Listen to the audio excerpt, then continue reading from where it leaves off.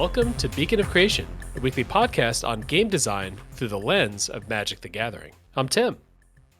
And I'm Weasel. Most people on here call me Grand Nagus, but I usually like to go by either Plaid or Plaid Weasel. And you've been our Muppet correspondent on design challenges and other Moxtober and stuff like that. Yeah, and also I'm working on a Dragon Age custom set, that too. Yeah. What's peak Dragon Age to you? Is it Inquisition? Is it... Peak Dragon Age was Inquisition. I was not a huge fan of Vanguard. Okay. You know, to each their own. It's still more lore. It's still more stuff to... Dragon Age is all lore. Alrighty. Who's your favorite Dragon Age character then?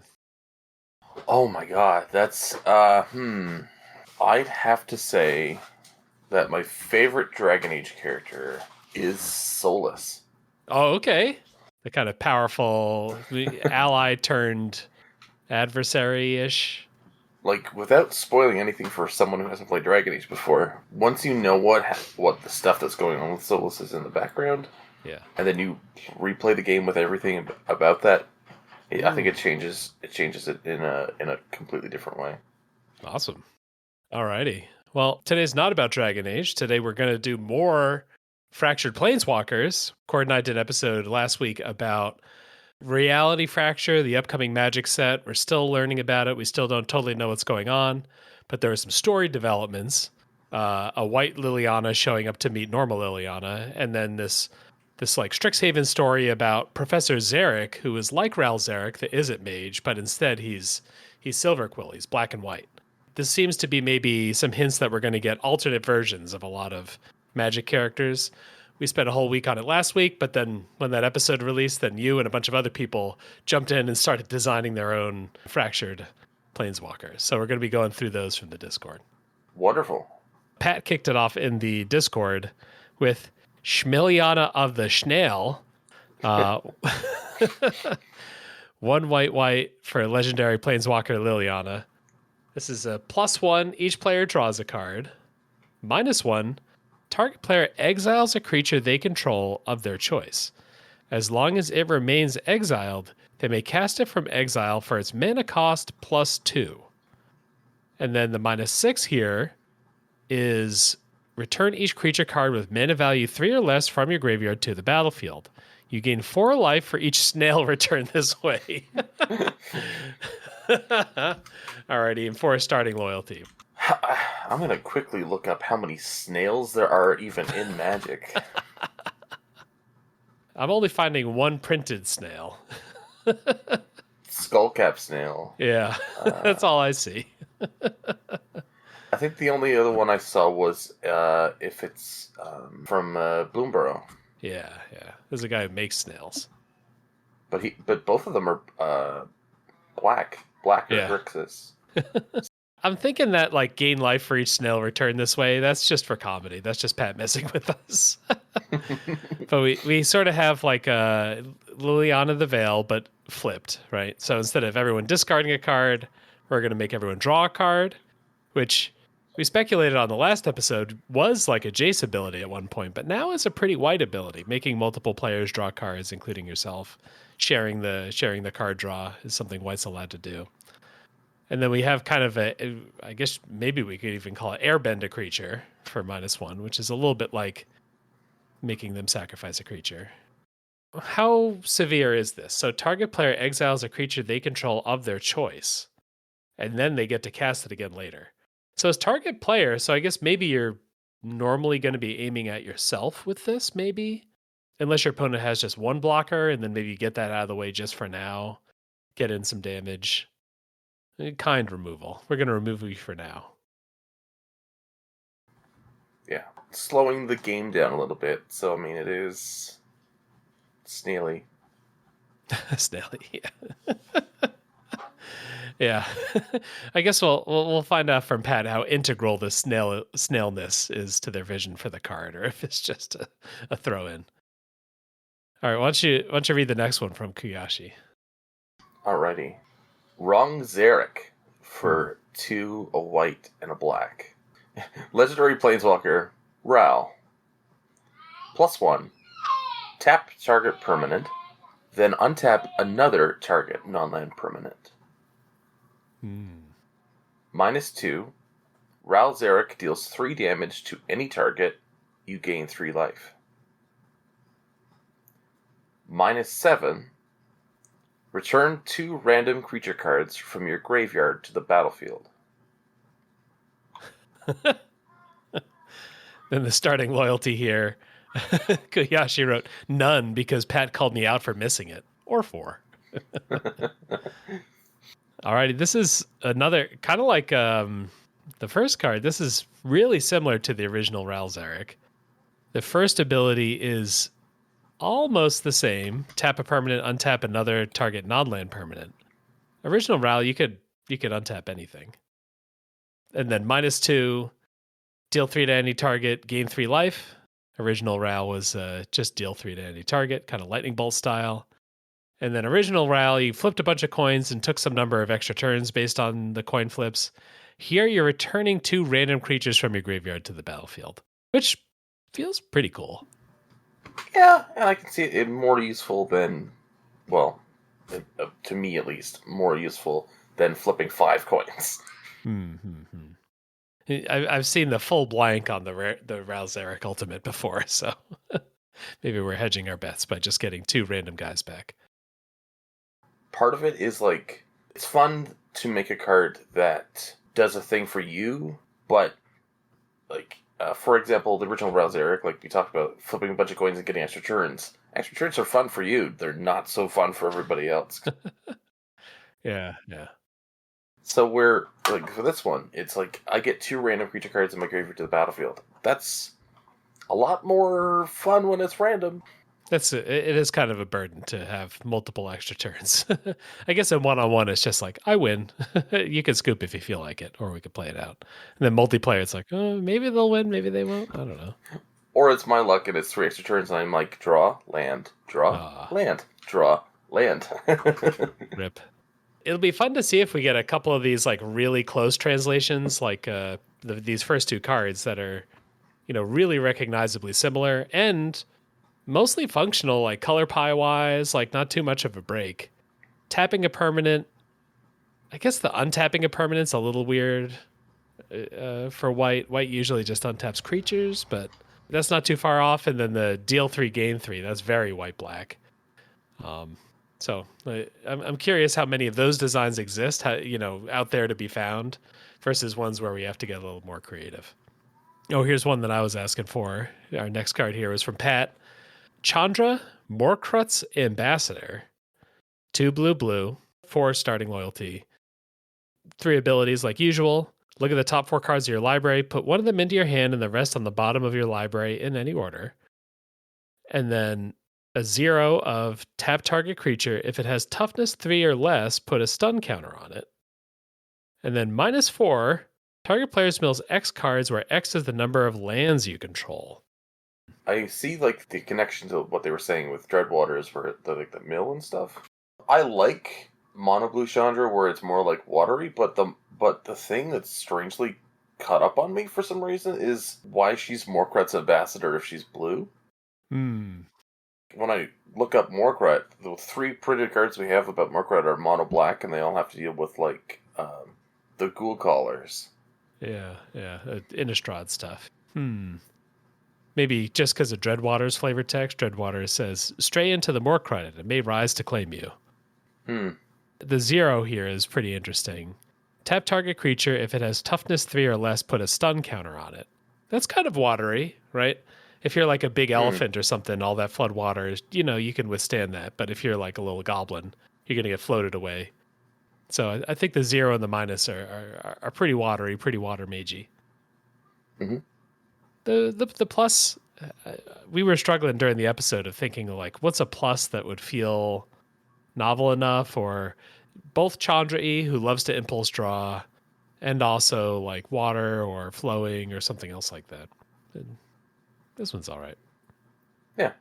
Do you like to mill? I used to be a notoriously awful mill player.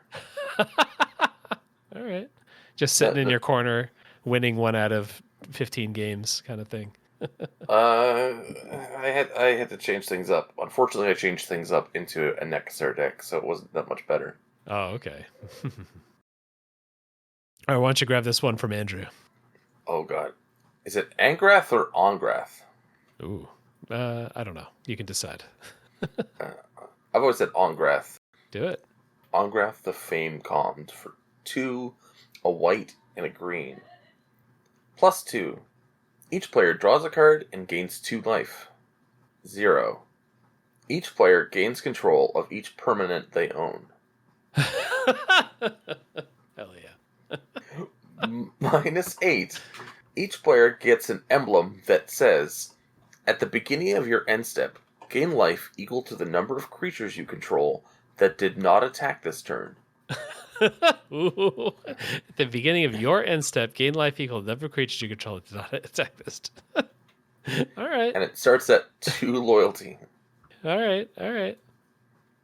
I don't know if it was the first Angrath, but the piratey one, flame chained instead of fame calmed, going from black red to white green. Instead of each opponent discards and loses 2 life, each player draws and gains 2 life. All right, it's a good mirror. And then the minus on original Angrath was like a steal a creature for a turn and maybe sacrifice it. And here you just gain control of every permanent you own, which is a very funny thing to put on a Planeswalker. Occasionally useful in EDH, I would say. A little bit tough to justify in a one-on-one context, but hey, maybe you can. And this is the ultimate here. It just feels so different from the lessons we're told over and over about how life gain should work. Of like, hey, at the end of your turn, gain a bunch of life for not progressing the game. Don't attack with your creatures and instead gain some life and just sit there happily. Yeah, I guess your fame calmed. You know, you're rich. What else do you need? Very pillow forty Angrath. He's just a happy Minotaur, just hanging out with his daughters. Mm-hmm. Each player draws a card and gains 2 life. I guess that's pretty fun. You could get away with a Planeswalker that has like a kind of passive plus like this, and then a minus that like does somehow progress the game. I don't know. And then have the 0 be this like in emergencies only kind of effect. But plussing my way up to just like, oh, now I can gain 3 life a turn is a little silly. But that's part of what we're going for with these kind of me fractured Planeswalkers. I guess you're Nekasar, so you're trying to make everyone draw to death. I tore apart my Nekasar recently and turned it into a Grixis Politics. Oh, okay. Yeah. Nekasar is the one where everyone draws extra cards, then when opponents draw cards that take damage. Yes. There are enough enablers now that that's just like a red alert commander when people play that. Yeah, he lived barely a turn. An answer me now or die type card. Yes. All right, next up from Yabo was Ugin the Prism Dragon. 3 and then Wooburg, so 8 mana, 3 generic and 1 of each color. Starting loyalty 6. It's got a plus of Ugin deals 3 damage to any target. Target creature gives +3/+3 until end of turn. You gain 3 life, scry 3, and add 3 mana in any combination of colors. That's very funny. -X, exile each non-land permanent with mana value X or less that's 1 or fewer colors. 1 or fewer colors. And -10, put your library into your hand. You gain an emblem with, if you would draw a card while your library has no cards in it, skip that draw instead. Draw your library. You still have a max hand size, but you can't die to decking. You a Wooburg gamer? You persuaded by this one? I know that every Dragon Uber deck is crazy. Yeah. I like this. Yeah, I do too. If you're going to dump 8 mana into it, and you are another 4 turns away from drawing your library. Yeah. It's funny to think that like 4 turns of lightning helixes and scrying and adding extra mana is not going to be enough to win you the game on its own, but just in case, yeah. Grab that whole library. Just grip that thing. Put your hand down, Grab the library, merge those together. A very funny action to take. The minus X here, exile each non-land permanent with mana value X or less that's one or fewer colors. I think the one or fewer colors is kind of funny. Normal Ugin penalizes things with any amount of color, like colorless only, please. And here it's like, if you're multicolor, you're safe. If you're a normie with only one color or you have no colors, you're gone. We couldn't say, it would be kind of insane to say every permanent that's not at least 5 colors, you know? So Yabo gave us a little bit of grace here and didn't make us go all the way up. I also like that the +1 does Wooburgy things. Yeah. And still keeps that Ugin, like, pinging thing along with it. Yeah, the Ugin, deal 3 damage thing, yeah, it's still alive here, but we just get the maxed version of that. Zapping something, gaining life. It doesn't feel like it is trying to line up with one for each color. It's just sort of saying, between all the colors, you do some of this stuff some amount of the time. Which, I don't know. Once you're up to 5 colors, go ahead and do that. One thing I like about all these, like, transforming things is doing the math in my brain of, like, how they would fit into, like, the story. With, like, Ugin the Prism Dragon being, like, is he still in the meditation realm kind of thing? Or did that ever happen? Is he, like, the lead Elder Dragon in this run? Instead of... or are the other dragons not triple colored anymore? Or is there a colorless Nicobolus? Yeah. Is Ugin more important if he's more colors? Like, was Ugin sort of like deprived of his power because he wasn't able to have any colors? Would he be a good guy? Would he be a bad guy? Yeah. Does he rival the Dragon? Do they all come from the Dragon? Is that the lore? I'm trying to remember. There's so much lore, I can't remember. Oh yeah, the Dragon is responsible for the birth of the Elder Dragons. Yeah. That's a roundabout way to say that. Responsible for the birth of the Elder Dragons. That's what I'm going to say now, because I'm not the father of my children. I'm responsible for the creation. The birth of the Elder Dragon is the first known historical event when the Dragon came to Dominaria and seeded it with eggs that hatched into Elder Dragons. And then that's, all of the Ugin, Nicobolus, Palladium Auras, blah, blah, blah. After the birth was completed, Dragon left for the Blind Eternities. Uh-oh. I don't have a lot of FaceTime playing the Dragon card. I feel like you were saying, it's one of those cards Dragon players do, and then they combo off in some weird way. Yeah, I like Prism Dragon. Why don't we skip some of these other Pat cards for now, just so we can hit more people's cards? That sound all right? Fine by me. Who's next then? I think Quartz is next. Yeah, let's do that. Valgavoth. Courage Fueled. 6 colorless, 3 white. Legendary creature Elder Angel. Oh. Flying lifelink 9/9. Ward. Exile 3 cards from your graveyard. If a card you didn't control would be put into an opponent's graveyard from anywhere, exile it instead. During each player's turn, that player may cast cards exiled with Valgavoth as long as they have gained life equal to the total mana value of cards cast this way this turn. Oh. Huh. Yeah, we got to unpack this one for sure. So it's a 9/9 lifelinker, which the lifelink ends up being really important for the rest of the abilities. Ward. So in order to target this, you have to exile 3 cards from your graveyard. That's instead of sacrificing permanents in the Valgavoth card. If a card you didn't control would be put into an opponent's graveyard from anywhere, exile it instead. So this is a little bit funky wording, but this is kind of saying, like, because later on we're going to be casting random cards from exile. So if you happen to have your opponent's permanent and that dies, that just dies. But if your opponent controls a permanent and their own permanent dies, then it gets exiled and is now about to be available for Valgavoth's ability here. During each player's turn, the player may cast cards exiled with Valgavoth, basically as long as they've gained a bunch of life. So if you want to cast a big spell, you have to have gained a lot of life. If you want to cast a small spell, you have to gain a certain amount, a little bit of life. And maybe the hope is when you're playing Valgavoth here is that most of your opponents won't have that many ways to gain life, and you at least have a 9/9. So you'll be able to cast a bunch of free stuff potentially, and they'll be stuck wishing they could.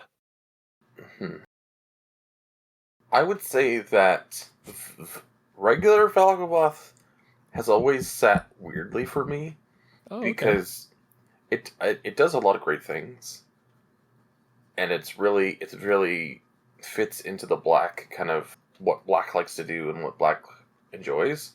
And it's a great like once you pay for it, it's on the battlefield and it's dangerous. But it immediately becomes a target. But the ward for regular Valgavoth, I find is really fairly easy to get around. If I'm gonna murder it and then sack 3 non-land permanents, if I've got like treasures or mutation or something like that around, it's really easy to do with that. I feel like mono white Valgavoth is scary. Oh, okay. Where it's removing stuff from graveyards anyway, it's going to be really hard to target it if you don't already have a graveyard. If you're able to get it out early, or there's some other control on your graveyard, you might have no option to get through this ward. Right. Okay. I guess are we thinking that white has a harder time cheating this out? So this is a little more of an honest play, maybe. I got to get up to 9 mana. I'd say I'd say modern white has a hard time getting it out. Old white, not so much. There is a card from Judgment that I found recently that is literally it's Shard Mage, I believe. Let me look at it real quick so I have it in front of me. Pulse Mage. Yeah, maybe it's Pulse Mage. Yeah, there we go. I think it may be Pulse Mage. Return 3 target creatures from opponent's graveyard to their hand. Return target creature from your graveyard to the battlefield. Oh. All right, so we've got some EDH hidden gems to cheat out Valgavoth here. There's a lot of stuff from Duskmourn that supports mono black Valgavoth. So I assume in the version of Duskmourn with a white Valgavoth that there'd be more things to help you maybe get him out earlier. Yeah. What is white's like relationship with giant creatures? Like, it's not usually cheating them. No. I think it's mostly surviving till you get to that point. Yeah. Getting enough treasure off of Smothering Tithe that you can slam it down. Yeah. I think it's like Elish Norn for me was a big one. Like Fractured Praetors would be pretty fun. Either make them good guys or just shift their colors somehow. I think it'd be interesting if they were before they were Phyrexianized. Oh, okay. I don't even have a concept of what they were before they were Phyrexianized. I just imagine them almost like as beings of pure Phyrexianness somehow. Huh. Do you have a favorite of the Praetor? Is it Elish Norn? It's Elish Norn when it comes to like aesthetics, because I think she looks amazing. Yeah. But I've always had a special spot in my heart for Jin-Gitaxias. Oh, okay. Just because he's just this weird little Golem-y Phyrexian fella. Very twisted looking. Yeah. Which is why when we had we go back to Kamigawa, and he just shows up, and I'm just like fanboying as hard as Yeah. possible. There's a card with him in the art that's pretty sick. What is that one? Like the Spell Pierce, where he's fending off Tamio and Kaito. You get the sense that he would never stand tall, but if he did stand tall, he would be maybe like 12, 15 feet tall, but he's just always hunched and snake-like. But he hides his real height and power. Yeah. He's maybe a little more metallic than some of the other Predators. Like the other ones like grew a bunch of flesh on their frame, but he's like, nah, I don't need that. All right, next up from Juliet. What if Soren created Avacyn as a protector of humanity to make sure that whimsy and unpredictable was still possible against the horrors of Innistrad? Soren the Mirthful, is it now, so he's 2 blue-red. 4 loyalty, so 4 mana, 4 loyalty. +1, exile the top card of your library. You may cast it this turn. If you do, target player mills cards equal to that card's mana value.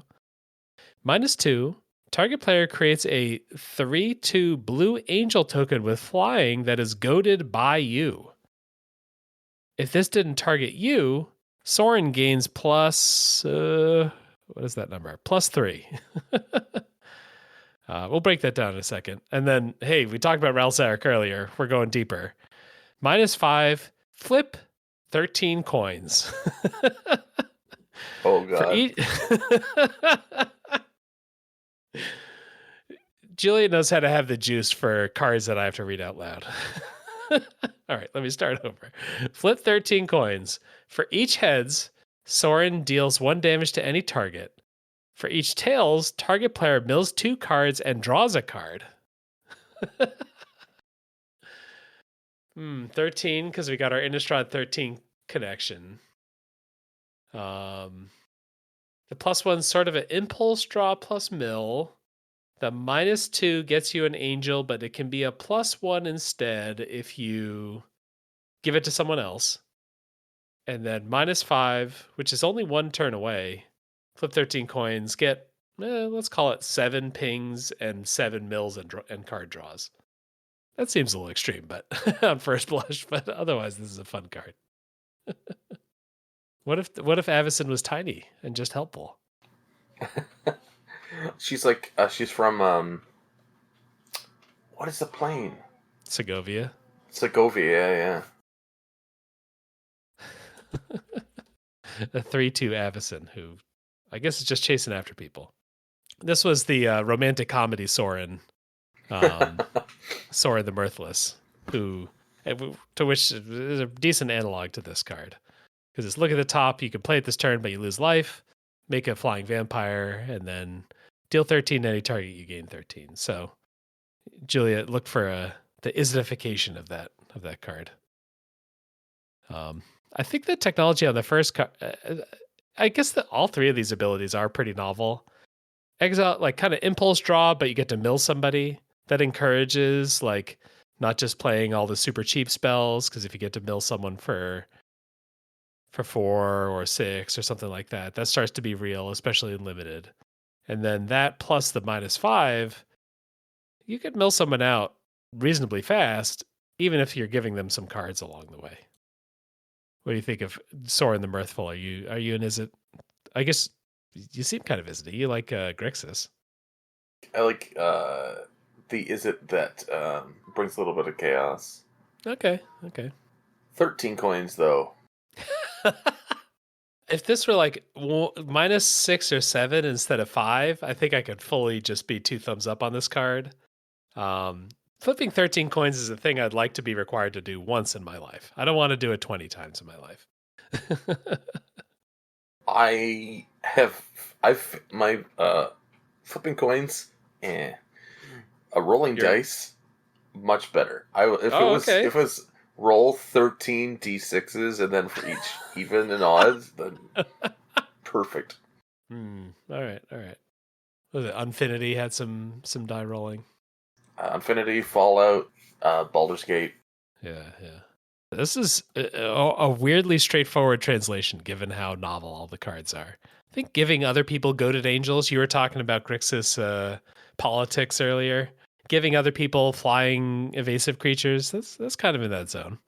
Oh yeah, and definitely anything with goading, like Disrupt Decorum is another favorite in that deck of mine. Go to everybody, yeah. Yeah. I also like any planeswalker that has the plus or minus loyalty effect in its ability, because it reminds me so much about, what is it, Cosmo the Wonder Dog? Oh, the now famous through Cube die rolling Cosmo. I mean, you said you're a die rolling fan, so Comet Stellar Pup. That's what I'm thinking of. you got the idea across. Cosmo the Wonder Dog. You managed to enrage the one hardcore Comet fan in the audience by getting the name wrong. You gotta get them right. Comet's in my Mr. House deck. I mean, with dice rolling, but like I tried to make it as Fallouty as possible. Oh, And okay. Futuristic Dog is pretty Fallouty. it's very 50s comics. So Yeah. There's even like a Jetsons looking alt art for it that oh yeah. looks like it would fit. Alrighty, do we want to get which chord one do we want? Tybalt or Jace? I'm fine with Tybalt. Alright, why don't you read that one? Tybalt Pain Dampener. For 2 white, Legendary Planeswalker Tybalt. Starting loyalty 2. +1. Another target non-land permanent loses all abilities, can't deal damage, and can't be dealt damage until your next turn. Remove all damage marked on each creatures this turn. Okay. -6. Each player's life becomes equal to their starting life total. That's pretty funny. Loses all abilities, can't deal damage, can't be dealt damage. So just kind of protect or neutralize something. He's got kind of a white suit. I don't know if this is changed art, but oh yeah, it is edited. I like white suited Tybalt. Remove all damage marked on each creature this turn. That is a rules text that I don't know that I've ever seen before. Remove all damage marked on each creature. So you could deal a little bit of damage, wipe it away, deal some more damage, and safely not blow up your own creatures or something. Pat contributed, I like the idea of a Tybalt who's still a sadistic little freak, but tortures people by removing their ability to feel rather than inflicting pain. Ooh, yeah. Wow. Just cursing someone to numbness. I mean, for 2 mana, being able to lock down a creature, you could get somewhere with this card. I also like the brain thoughts of like, why did I say brain thought? What other thought am I having? Food for thought. There we go. But of like where this Tybalt goes, like in the like, because the Tybalt that I remember is all about like being awful, but also becoming Falky and that kind of thing. What does this Tybalt look like on Kaldheim? Yeah. If he was just trying to stop anybody from what's the evil version of this? It's evil, but somehow not destructive. Everyone is just lost in a mire. They can't hurt anybody. And maybe it's like he by numbing them, they lack the ability to care. You know what I mean? Like everything's going on around them. It's really important for them to fight, but they don't care. Yeah. They can't be motivated. Yeah. Like right. it's they're non-violent, but at the cost of like everything around them. You know. I love world building things. Just because my brain immediately goes. You're ready to get fractured. Oh, I'm so ready for reality fracture. I think it's a retcon. I think it's going to be a complete retcon. Because they already did a retcon with was it, I think M15 or M21, where they just kind of like, oh, the story's all new and new characters and forget that some stuff happened. War of the Spark, the aftermath ended up not being that severe, right? We lost a couple planeswalkers. The de-sparking of characters after March of the Machine, not many people died. They just sort of like just chill out somewhere. Like you're thinking, hey, let's mix it up a little more than we've mixed it up in the past. All right. The next up one that Juliet sent in or posited, I guess, was Tevesh Folly of 9 Titans. This, instead of a black planeswalker, now we've got a 2 green blue, 4 starting loyalty. A lot of 4 mana 4 loyalty planeswalkers that people are posting here. +2, put a Titan counter on target creature. Replace each instance of enters in its text box with enters or attacks. Wow. Ooh. We got a 0. Tap all creatures. Each player may untap a creature they control. At your end step, scry X, where X equals the number of untapped creatures. So tap all creatures, everyone gets to untap 1. And then eventually get to scry. -5, put all commanders from the command zone onto the battlefield. Gain control of all commanders as long as you control Tev. Hell yeah. Very nice. Turn 2 to Vesh, and you can already take everyone's commanders. I guess, yeah. So it starts at 4, +2, -5. You've got a tenuous control of all. I had forgotten the ultimate on the original, which is actually not too far off. Gain control of all commanders. Put all commanders from the command zone onto the battlefield under your control. I guess the Simic version, they enter under the opponent's control and then you grab them. Whereas the evil black one just grabs them all, like grabs them straight from the command zone to your control. And there's no out clause, like you just grab them. I will say the difference for that one and this one is that he's a 5-drop at 4 and it goes off at 10.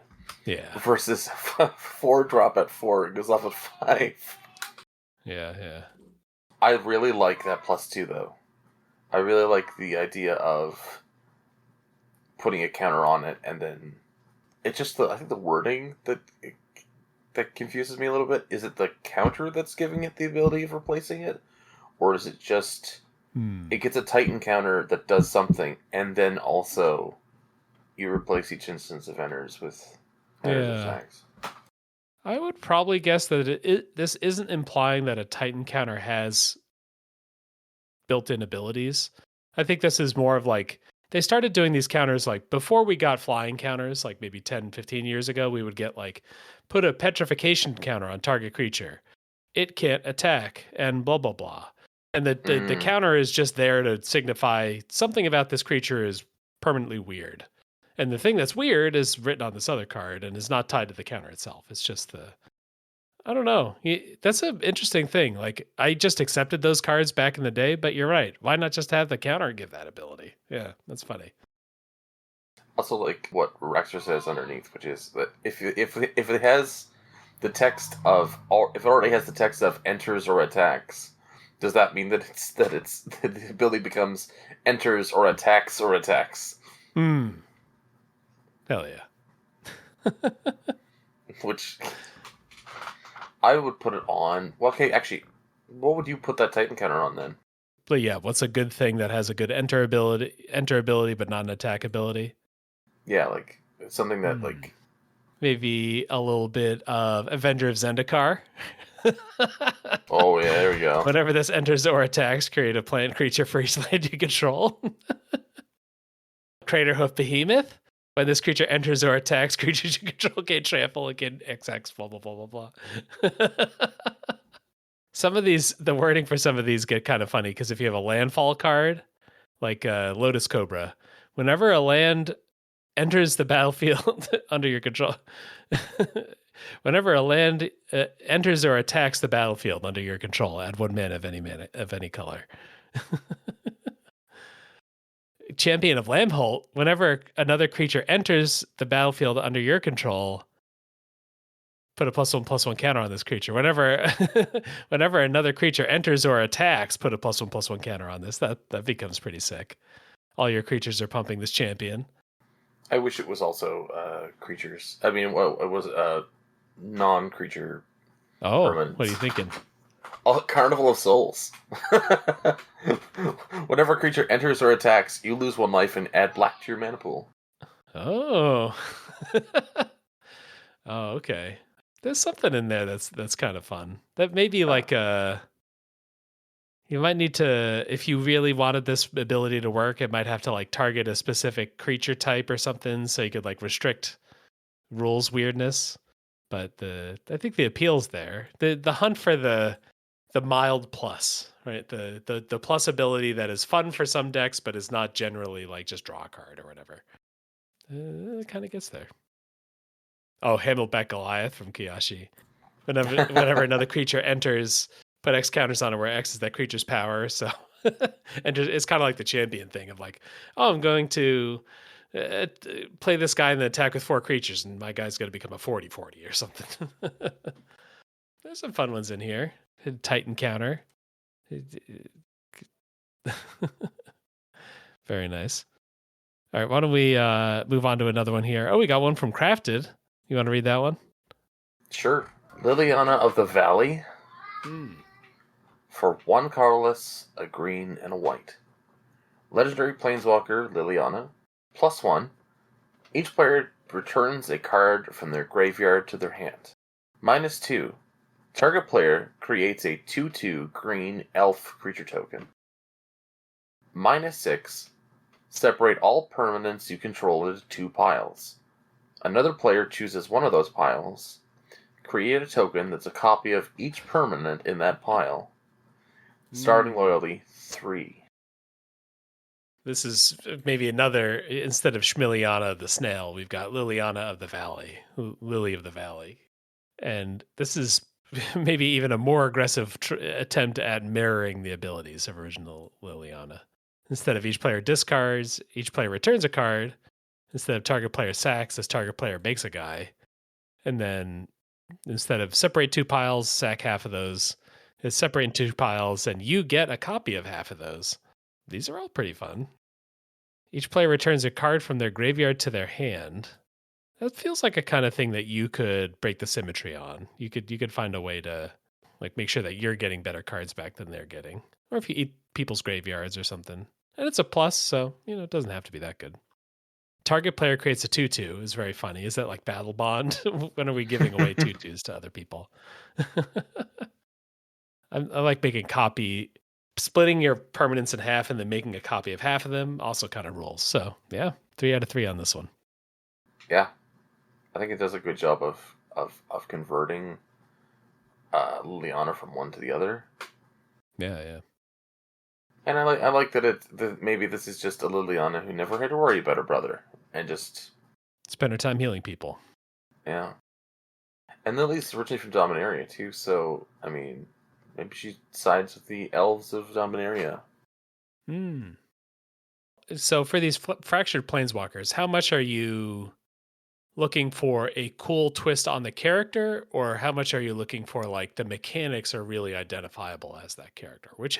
So maybe you're more on the lore side. What would you say? I would say I'm still on the lore side. I like. You want to see Garrick with the chain veil on. I want to see them take the lore that we have established and just completely turn it on its head and give us something that both makes sense and also takes us in a completely fresh direction. Oddly enough, even though I know Jace is like super omnipotent, reality changing mode, I would actually like it if Jace if we get a new Jace. Because we're gonna get a new Jace, we always get some kind of new Jace, yeah. If it was the Jace after changing the multiverse for whatever, he just I don't know becomes a Aether Drift racer on Vryn or something. Like something pretty far off. Or I don't know, he desparks himself and goes to Ixalan as a pirate. So I guess for some of those, it's like they could have done a different thing in their backstory, and for some of them, it's like they had a completely different life unrelated to their backstory. And that I would like with Mono White Lily. I'm kind of hoping and expecting that we're going to get something about her brother, but I'd also like a good explanation of like how come we couldn't connect, like.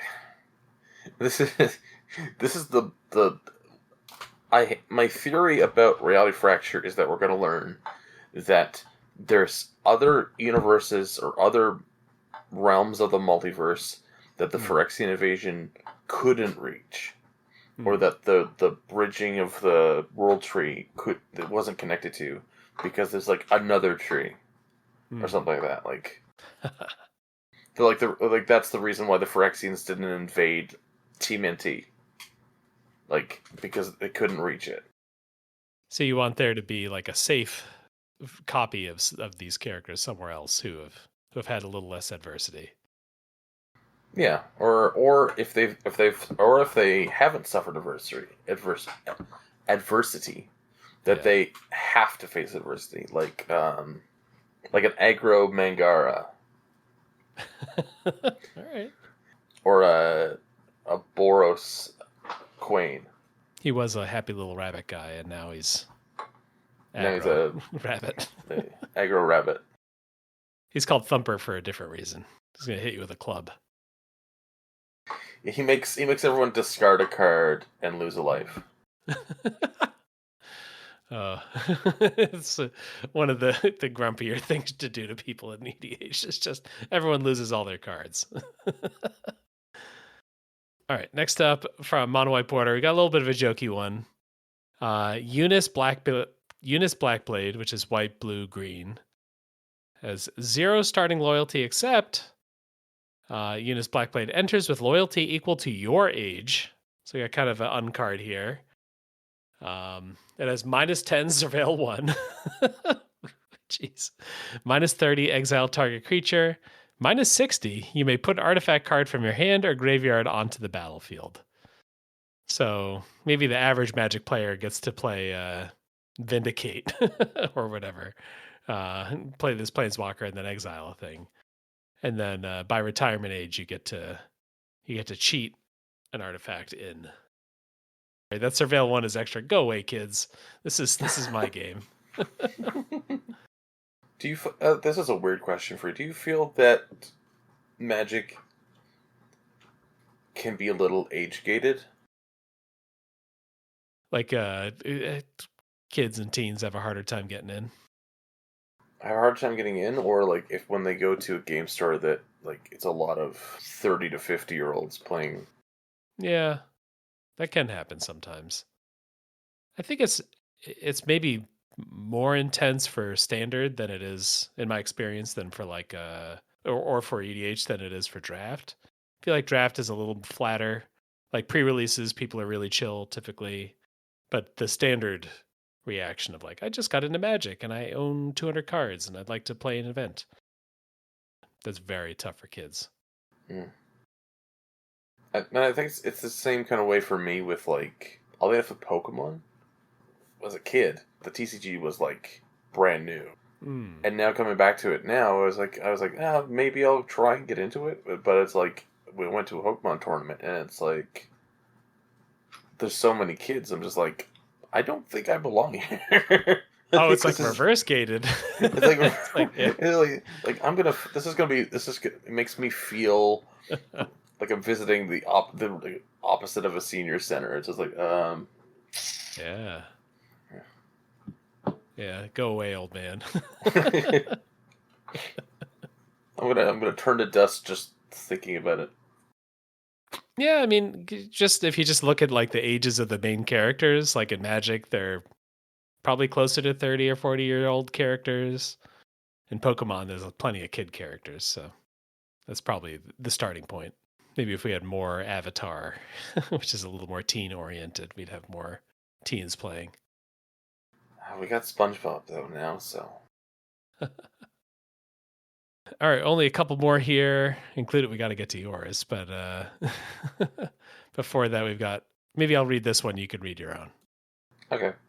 Before that, we've got one from Minnie, who's still pretty new to our Discord. Thank you for jumping in. We've got Tezzeret Spore Spreader.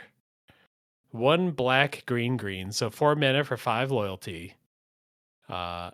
Whenever a fungus creature you control dies, put a loyalty counter on Tezzeret. +1 mill 5 cards, return a creature card from among them to your hand. -X, Return target creature with mana value X or less to the battlefield under your control. If you do not own the creature, it deals X damage to Tezzeret. It is a fungus in addition to its other types. And then a -8, you get an emblem with, at the beginning of your turn, target permanent you control becomes a fungus creature with base power and toughness 5/5. Oh, well, once I see base power and toughness 5/5, that immediately sets off the red alert that this is must be a translation of an existing Tezzeret. Trying to think which one it is, though. Cruel Machinist or the Seeker. Yeah, the original. How close is the original of this? Artifacts you control. It's just a one-time thing. I guess maybe this isn't a direct translation. Maybe this is a Vibesy translation. Because some of this is like new colorless Tezzeret is whenever artifacts enter, you get a loyalty counter. This fungus Tezzeret is whenever a fungus dies, you get a counter. It's like a combination of all of them a little bit, like Cool Captain with the static, and then +1 of Master of Metal Tezzeret. Because that one is reveal cards to top your library till you hit an artifact, and then that goes in your hand and the rest in the bottom. Yeah, a little bit of Schemer in there because that's an emblem that lets you Yeah, maybe they just kind of kit bashed all the different Tezzerets together and made it fungusy. That's kind of cool. Still feels pretty Tezzeret-y to me. Maybe it's just the seeing 5/5 makes it Tezzeret-y to me. I like the idea that like maybe is this Tezzeret at the start of things or later on. I mean, if he's dipping into a color, maybe it's later on. But like, has he changed his? Does he have an arm that's a fungus, or that he's slowly turning himself into a fungus, or having? He's like a host for all these spores. Yeah. Instead of the planar bridge, he's got the, I don't know, planar myco factory.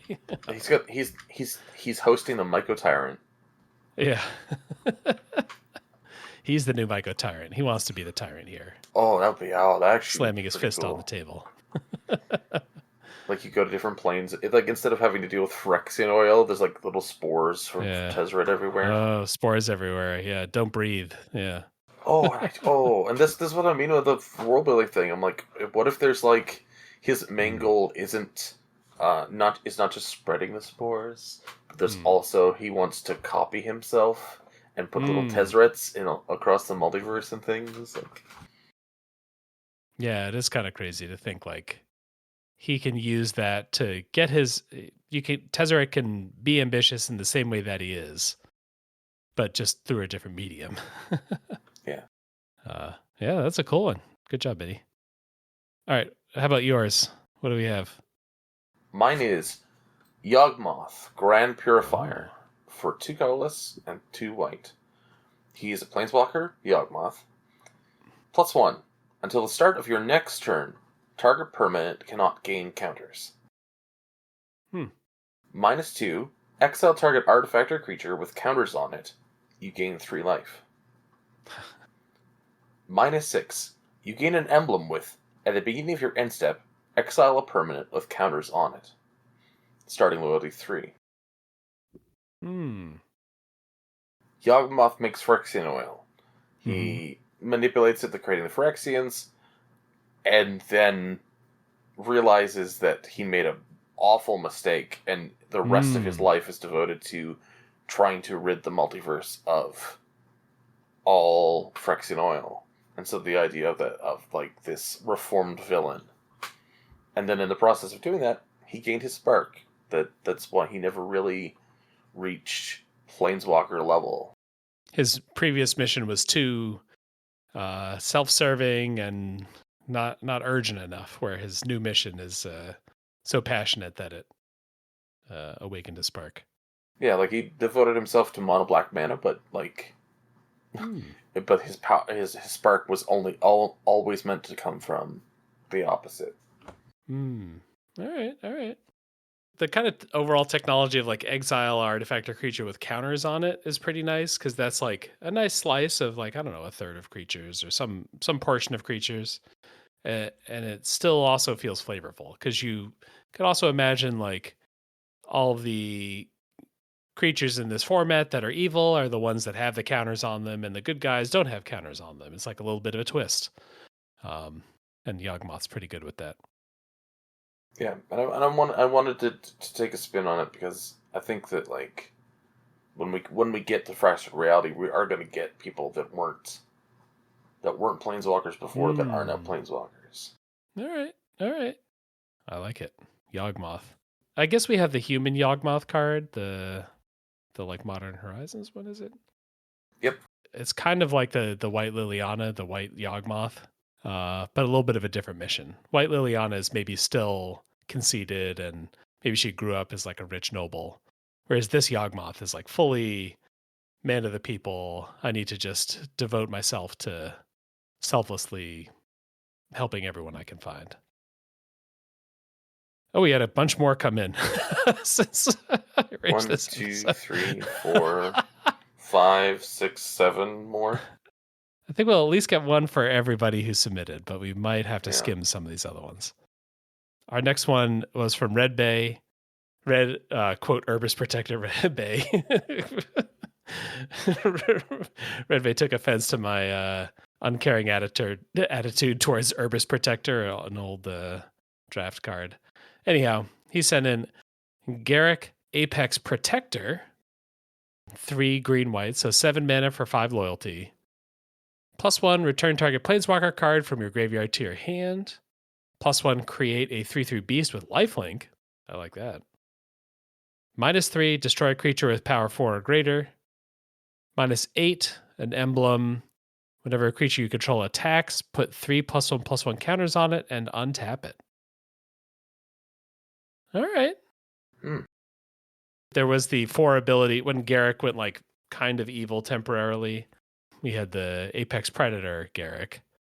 Instead of destroying a planeswalker, you can return a planeswalker. Instead of a Death Touch beast, you get a lifelink beast.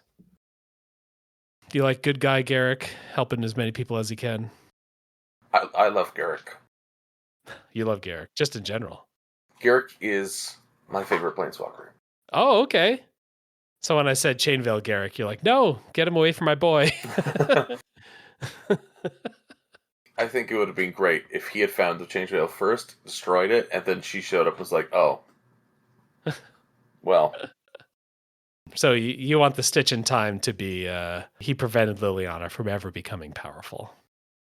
My reality fracture Garrick is that he found Ikoria and then never left. He just partied with the beasts all day long. There's just the idea of Garruk riding Godzilla that I cannot not get out of my head. Yeah, I mean, this is another one that's like a pretty straight translation. I think if it weren't for the word apex in the name, I don't know if I could have remembered the connection, but somehow using the name to like seed something that I remember, it got me to make the connection. And then, it's a pretty sick card. I mean, you spend 7 mana on this guy, you get your mana's worth. And I love Apex Predator anyway because it rest in peace Voronos. But just duel the planeswalkers and everything about that, and being terrified that there was a 4 mana planeswalker, a 4 ability planeswalker. There was also like a weird, I don't know what to call it, auto playing card that you'd play co-op against like a giant Garrick that they had at one of the pre-releases. Yeah, I've got him sleeved. Oh, okay. Oh yeah. I think my favorite Garrick is Garrick helping the Kenriths when he finds Will, and Will is like dying in the water, and the two of them are like both. He's like trying to help the kids, and they're both like drowning in the swamp, whatever. I forget what that place was called. And then the giant magical cup comes and it says like, "Well, you may be dead, but you are worthy," and brings them back, going on a harrowing adventure to protect some kids. That felt kind of Garricky to me. And now he's on Morganda, I think it is. Oh yeah, there's like you can kind of see him in one of the art for something. Yeah. You can see like a Garricky form. Yeah, I guess Muraganda's a good home along with Ikoria. All right, Pat sent in a whole bunch of planeswalkers, so maybe we can skim a couple of these. We've got Elspeth Shiv's Fury, so we got red Elspeth that is making all kinds of kobold tokens instead of her normal soldier tokens. She's turning kobolds into dragons. That's very fun. We've got Mowu, Black Mowu. Mowu is the pet dog of I don't remember what his name is, but Jiang Yangu, and he's just here to. Oh, it's like a one ability planeswalker. All right. Gives things medicine, death touch, and then when things die, you draw cards. Or sorry, when all your minions deal damage, you draw cards. And then Vronos the Immortal. Oh, you said Rip Vronos because that was one of Garrick's victims, but now he's back and he's green. You can cast him from your graveyard or from exile, so don't even try, Garrick. Yeah, some fun choices from Pat. Check those out in the Discord. Koyashi also sent in a second one that was Memnarch, but now managed to become a planeswalker, is running around turning things into artifacts. And then why don't you give us a Rexer's card here? All right. Teo, Crushing Shield Mage for 2 and a black. Legendary Planeswalker, Teo. +1. Creatures your opponents control have Shroud until the beginning of your upkeep. -2. Target creature gains hexproof until your next turn. As long as that creature has hexproof, it can't attack or block, and its activated abilities can't be activated. -8. Create an emblem with, whenever a non-land permanent would be targeted by a spell or an ability controlled by an opponent, destroy it instead. It starts at 4. A lot of crazy ones on here. +1, give your opponent's stuff Shroud, so they can't target their stuff for a whole turn cycle. Rip Heroic. They can target your stuff, though. Yeah. I started to think more and more about this the more you were reading that card. -2, give something hexproof, and also basically Pacify it. Yeah, pacify it, arrest it. Yeah. -8, whenever a non-land permanent would be targeted by a spell or ability controlled by an opponent, destroy it instead. So this makes all of your opponent's stuff kill anything they try to touch, which might actually be okay for them. You better hope that they don't have like some sort of pinging ability, just repeatedly deal a damage or something. Mm-hmm. This is a funny one for Teo. I kind of like the ability that you're so protected you hate it. Like that might feel a little bit black. And this Teo is all in on hitting that note. Yeah, and like with Teo's whole thing about protecting the whole building walls and all that, shields and all that wonderfulness, the idea that this is like oppressive, like yeah, the flavor I think I'm really high on. These mechanics all feel so similar that it's like, give me something else of like what it feels like to be crushed. But yeah, I like the flavor idea of the crushing walls of Teo. It's like an assassin who's running around smushing people with walls. Finally, walls stay in the sun. And then last up, we got another bonus one from Andrew. Calyx, Fate's Hand. Calyx is that like artificial being created by something on Theros? Clothis. Oh, okay. But this we got a little bit more sinister maybe because it's blue and black this time. Calyx, Fate's Hand, created by someone else. Still very enchantment-y. I think the highlight here is the -3. Create a Weight of the Underworld roll token attached to up to one target creature an opponent controls. So we're using rolls, but Weight of the Underworld is an old like so-so removal spell that gives -3, -2 to a creature. I think I've felt a lot of potential for Fractured Planeswalkers in our first episode, and now everyone has just proven it's a functional idea that is going to work. And it seems like we're probably going to get it. I really am excited for what's going to happen. Is there any other creature? I mean, we talked about Garrick. Are there any other Planeswalkers you're hoping we get Fractures of? I think there's 2 that I really would like there to be alternate versions of. I want to see alternate reality Ashiok. Oh, okay. That having this innate like normal Ashiok nightmare infused Theros wonderfulness. I kind of want to see it where Ashiok is more focused on positive dreams than nightmares, and maybe it's maybe there's like a connection to like the white blue that we see on Eldraine, like with dreams and things like that, or white black, sorry. And then you're probably like, what? But I want to see alternate reality, Comet the Stellar Pup. Oh, hell yeah, love it. I just think that it'd be funny if it was evil villain space dog. I think my two. I think the one that's been hardest from what we've talked about and looked at cars and whatever else is Chandra. What alternate Chandra is going to be? That feels like her identity is like so strong that it's a little hard to mutate that into something else. Like turning damage into something else was challenging for us.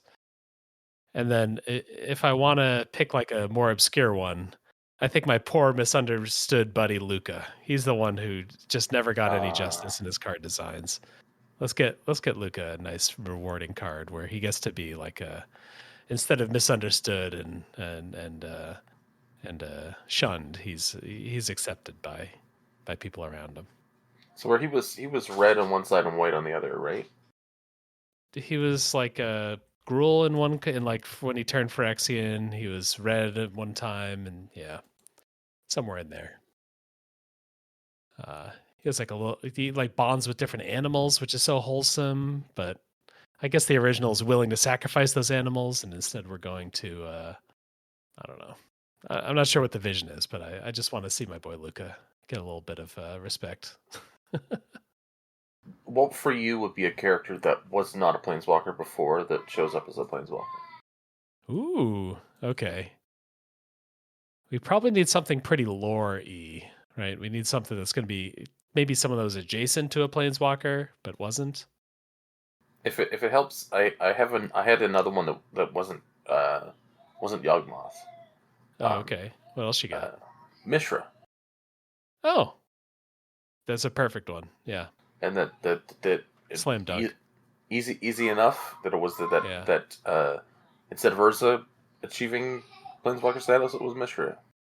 Does that mean the Phyrexians won? Because Mishra, or you think this is a different Mishra that didn't go Phyrexian?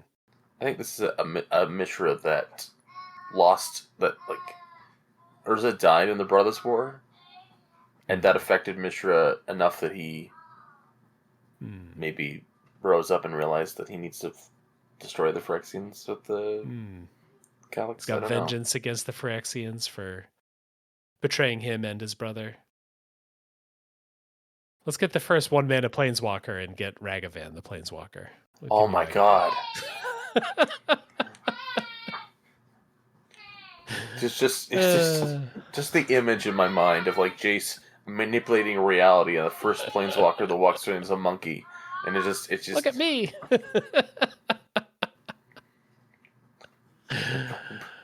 Banana tokens for everyone. I'm struggling to get past the comedy ones. You have the legit answers. The other one that's popping into my head is Gitrog. Give me the Gitrog Planeswalker. It's just eating graveyards and spewing out lands. We're gonna do a split planeswalker like Kenris and the Kenris twins, but it's gonna be Gisa and Geralf. Okay. I think the only other one that came to mind is that like we go back in time, we go back to the early days of Dominarian pirates, and we have a flying in through the ship that flies through planes. And we meet Ramirez de Pietro as a hell yeah. Dylan pumping his fist right now at Ramirez mention. I love this. Pirate Planeswalker, yeah. We like it. We like it. We have Angrath, but like if like I don't know, and then it's got like spirit, makes spirit tokens, and then brings people back as pirates. I don't know. Yeah. What if we find an even more oppressive way to make 3/3 creature tokens and make Koma a Planeswalker, the World Eater? Like extra hard to kill. Just making 3/3s nonstop. Oh my god, there we go. The best Planeswalker yet. Okay. Skeleton Ship from Ice Age. Okay. The legendary creature Skeleton. Oh. With the grand ability of it's a 3 legend. Yeah, 3 blue and a black. If you control no islands, you sack it, and you can tap it to put a -1/-1 counter on one creature. Hmm. And it's a 0/3. I did not remember that was a legend. That's a great pull. There are probably 14 commander decks on the planet for Skeleton Ship, and none of them have seen a game. I was also thinking characters that were jealous of Planeswalkers, like Heliod. If Heliod had managed to get loose, Oh yeah. some of the other gods from like Amonkhet or elsewhere. Yeah. What if we kind of reverse the nature of the Eldrazi? The Eldrazi are somehow less monstrous and more Planeswalker. They're able to something about that conversion. I don't know, Oh, think pretty hard about that one, but I think you could do it. I think it yeah. would be really interesting if. Oh God, what if I don't have. It's not the name, but what if Emrakul? Because Yeah. she's trapped in the moon of Innistrad, so why not we just make her a planeswalker? Hang out in the moon. Or the moon, like, like it's just the story is that Innistrad is just like, oh, we had to deal with the sun and the moon, and it affected everybody, and then we all woke up one day and the moon is gone. There you go. What's coming out of the portal? There's Ragavan. Oh, there's Water Chandra. Oh, it's a giant moon rolling, boulder style out of the portal. That's no moon. Tentacles pop out of the moon. Oh no! Alrighty. Well, I'm sure people will still have even more ideas trickle in even after we've recorded this. So I'm looking forward to people's ideas, and even more looking forward to whatever Reality Fracture is going to be. Are we going to get another 20 Planeswalkers? Or are they going to have some other twist? Briefly though, I will say, to clarify, there are 1,000 skeleton ship decks on EDH Rec. Oh, damn. Before we get out of here, I'd like to remind people about our design challenge. We do this every month. This is the main way for people to get on the show. Sometimes we do episodes like this, but we also have just like a nice way for people to get on, which is how I saw a lot of your cards. This month's challenge is Year of the Horse. Design a legendary card with saddle. Have you made your saddle creature yet, or are we saddling Gonzo or something? There are horse Muppets, so I may have to ponder. Oh yeah, I recognize this horse. Yeah, I'm working on Sir Didymus. Sir Didymus. It's the dog knight from Labyrinth. Oh, he rides her pet dog. I am very slowly remembering this as I see pictures of it. I could not have pulled that name. Sir Didymus. All right, this is in your wheelhouse. It's not like Muppet Show Muppet, but it is a Muppet. I guess I don't know the classification, but it seems like a Muppet still. Alrighty, I'll look forward to that. Get that saddled up. Let's do. We got our usual bonus points. Check out the Discord for all that. That's where all the submissions happen. Make sure to drop it in the thread if you're new and you want to submit, or if you need help, just ask for help when you join the server. We've had a lot of new joiners lately, and that'll be about it for our podcast for the week. Like I said, hop on the Discord, and then especially thanks for coming on. Not a problem at all. You have anything you want to tell people about? Anything you've been working on? I guess the Dragon Age channel. Dragon Age channel, which is coming along fairly well. I'm going to post some more stuff in the next little while. All right. If you need to find either of us, Discord is the easiest place to do that. And most of all, everyone, thank you for listening.